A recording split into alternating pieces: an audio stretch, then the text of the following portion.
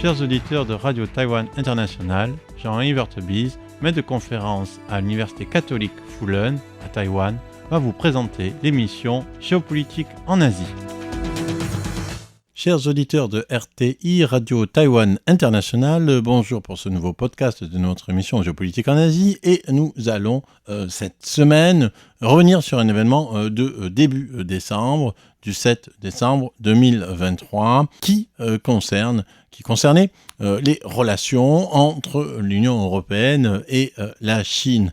Donc dans les deux dernières émissions, nous avions parlé d'abord des élections taïwanaises, le fait que ces élections taïwanaises étaient relativement incertaines, malgré tout, du fait aussi de l'impact et de l'influence des réseaux sociaux, plus ou moins manipulés par la Chine, et évidemment le fait que pour la Chine, une troisième victoire du DPP de William Lai serait une défaite et à nouveau placerait la Chine sans doute dans une position extrêmement défensive, voire agressive, vis-à-vis de Formose, même s'il n'est pas évident que finalement ça serait véritablement une présidence KMT qui serait meilleure pour la paix, peut-être même au contraire, une présidence KMT serait beaucoup moins à même de réagir face aux agressions de Taïwan et finalement pourrait aussi affaiblir Taïwan face à la Chine et rendre la Chine d'autant plus sûre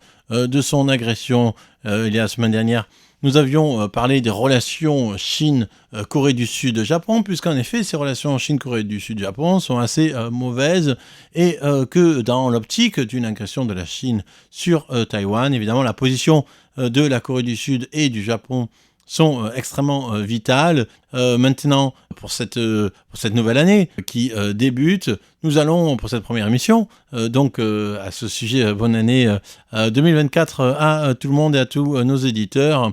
Pour ce nouveau podcast, nous allons donc revenir sur l'événement du 7 décembre 2023. L'Union européenne et la Chine avaient tenu leur 24e sommet bilatéral. Et donc, c'est évidemment pour la Chine quelque chose d'assez important et à la fois en même temps de pas très important. C'est-à-dire que pour la Chine, ce qui compte le plus, évidemment, c'est les États-Unis. Seuls les États-Unis sont pour la Chine un équivalent à peu près de la puissance chinoise, un égal, sinon en termes culturels, évidemment, puisque seule la culture chinoise est évidemment d'importance du point de vue de la Chine, et c'est pas de ce point de vue-là que les États-Unis sont considérés en Chine, mais du point de vue technologique, militaire et économique, bien entendu. Et l'Union européenne, du point de vue chinoise, c'est un peu finalement quelque chose qui n'est pas si important, qui est extrêmement divisé, qui est extrêmement fragmenté, mais qui malgré tout est le seul partenaire qui n'a pas une relation aussi agressive que les États-Unis à son égard. Donc il est important pour la Chine à la fois de ménager le partenaire européen tout en finalement ne considérant rien sur l'essentiel. Et de ce point de vue-là, il y a évidemment une prise de conscience européenne de cette attitude chinoise et donc les Européens eux-mêmes sont beaucoup moins naïfs, beaucoup plus réticents et beaucoup plus en fait dans l'expectative et dans le doute par rapport aux ambitions, aux enjeux et aux intérêts chinois pour l'Europe. Donc, le 27 décembre 2023, le président du Conseil européen Charles Michel, la présidente de la Commission européenne Ursula von der Leyen, s'étaient rendus à Pékin pour y rencontrer le président chinois Xi Jinping et aussi échanger avec Li Qiang, le Premier ministre chinois. Et donc, on sait qu'après la césure des années Covid et la mise en suspension de l'accord d'investissement UE-Chine en 2020, qui avait été en fait un peu poussé au forceps par Angela Merkel, ce dialogue en fait demandait à être renoué, puisqu'il est toujours meilleur d'avoir un dialogue, même entre rivaux stratégiques, comme c'est le cas de l'Union européenne et de la Chine. Mais évidemment, le fait que le renouement de ce dialogue, après les 3 ans, en fait, avec cette césure de 3 ans des années Covid, se fait en fait sur un plan extrêmement différent. Déjà, à la fin des années Merkel, le projet d'investissement franco-europo-chinois avait en fait été dès le départ extrêmement critiqué. Il n'a jamais pu être mis en place. Et 4 ans après, on est évidemment sur une toute nouvelle donne géopolitique et économique. Sur le plan géopolitique, évidemment, qu'est-ce qui a changé entre 2019 et 2023, entre 2020 et 2023? C'est la guerre en Ukraine, l'agression par la Russie de l'Ukraine, quelles que soient les raisons qu'on veuille donner à la Russie. Si jamais on veut dédouaner la Russie de son agression en disant que c'est la faute de l'OTAN, on peut, si l'on veut, toujours le faire. Ça ne coûte rien pour celui qui le dit, ça coûte un peu plus pour les Ukrainiens. Donc, en tout cas, ce qui est sûr, c'est que du point de vue de l'Europe, c'est une agression d'un pays souverain européen qui d'ailleurs pourrait à terme, on le sait, faire partie lui-même de l'Union européenne. Et donc l'Union européenne n'a cessé de condamner cette agression de la Russie contre l'Ukraine. Or, il faut se rappeler que le 4 février 2022, c'est quoi? Le 4 février 2022, c'est le moment où Xi Jinping et Vladimir Poutine se rencontrent et avant la fin des Jeux Olympiques de Pékin, ils se rencontrent pour se promettre une amitié sans limite.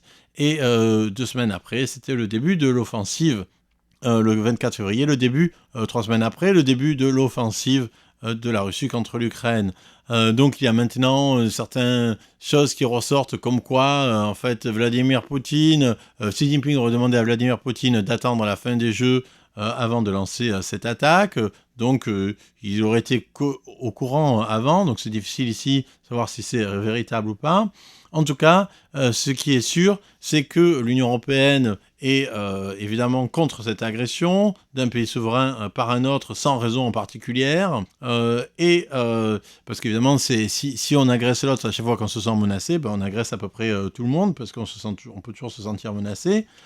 Et donc, cette agression, évidemment, c'est déjà un premier porte-à-faux extrêmement important entre la Chine et l'Union européenne, puisque la Chine est en fait le grand gagnant économique de cette agression de la Russie qui a en fait bloqué les portes économiques de l'Union européenne à la Russie. Les exportations de Pékin vers la Russie ont bondi de 50% sur l'année. Ils ont atteint 100 milliards de dollars entre janvier et novembre. En 2022, déjà, le commerce bilatéral entre la Russie et la Chine avait atteint un niveau record de 190 milliards et une hausse de 30% par rapport à 2021. Donc on est sur une hausse continue des relations économiques entre la Russie et la Chine. Et évidemment, c'est quelque chose qui ne va pas dans le sens de l'Union européenne puisque celle-ci veut utiliser la pression économique pour forcer la Russie à la guerre. C'est pas du tout ce qui arrive puisque la Chine en fait surcompense complètement, en grande partie en tout cas, les pertes subies par la Russie. Donc est-ce que l'Union européenne et la Chine peuvent se dire bon amis quand tous deux ils ont des positions dramatiquement opposées par rapport à un pays tiers comme la Russie? Extrêmement difficile. En outre, comme on le sait, l'Italie s'est retirée de la BRI, des roues de la soie. Elle s'est retirée de la route de la soie, et pas simplement par pression américaine, mais aussi parce qu'elle ne bénéficiait pas tellement des routes de la soie. Et il y avait déjà eu, en 2022, le retrait de l'Estonie, de la Lettonie et de la Lituanie de ce qu'on appelait le dispositif 17+1, qui montre aussi l'effritement du pouvoir de la Chine en Europe et en Europe de l'Est, sauf le cas spécifique de la Hongrie. Et sur le plan économique, en fait, c'était la raison de ce sommet. En fait, les choses ne sont pas au mieux, en tout cas pour l'Union européenne, puisque pour l'Union européenne, elle affiche un déficit commercial extraordinaire, incroyable et absolument non soutenable vis-à-vis de la Chine. En 2020, les relations commerciales de l'UE avec la Chine avaient atteint 580 milliards d'euros contre 554 milliards avec les États-Unis. Donc la Chine est devenue finalement, à partir de 2020, le premier partenaire commercial de l'Union européenne, ce qui est très important. Si en soi, ce n'est pas forcément un problème que la Chine soit le premier partenaire commercial de l'Union européenne par rapport aux États-Unis, le problème c'est en fait la nature de ce partenariat dans la mesure où en fait il est basé sur une dette très importante, sur une asymétrie extrêmement importante entre l'Union européenne et la Chine, puisque évidemment l'Union européenne importe beaucoup plus de la Chine que la Chine de l'Union européenne. La Chine est le troisième partenaire des exportations de marchandises de l'Union européenne avec 9%, mais le premier partenaire de l'UE en tant qu'importation avec 20,8%. Ça signifie qu'il y a un déficit commercial croissant. Et entre 2018 et 2022, ce déficit commercial, il est passé de 154 milliards de dollars à 396 milliards de dollars, c'est-à-dire qu'il a plus que doublé même pas en 4 ans. C'est donc une relation commerciale extrêmement déséquilibrée que l'Union européenne veut rééquilibrer, mais la Chine ne veut pas le faire, ou elle ne voudrait le faire que à la condition que l'Union européenne se détache de l'embargo américain sur les produits à haute valeur technologique, et c'est évidemment quelque chose qui semble impossible pour l'Union européenne. C'était Jean-Yves Heurtebise dans son émission Géopolitique en Asie pour RTI.